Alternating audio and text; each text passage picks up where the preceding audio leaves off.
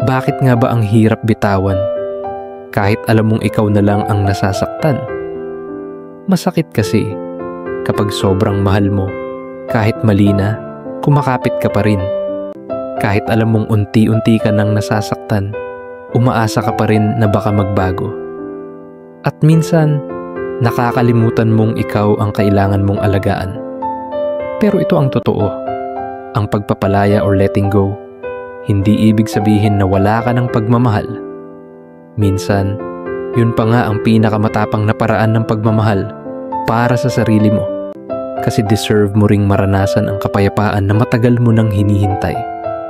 Ngayong gabi, subukan mo to. Isulat mo ang pangalan ng bagay o taong nahihirapan kang bitawan. Tapos sabihin mo, salamat sa lahat, pero tapos na. Habang inuulit mo ito, isipin mong bawat salita ay hakbang patungo sa kalayaan. Hindi ito madali, pero bawat bitaw ay isang hakbang patungo sa healing.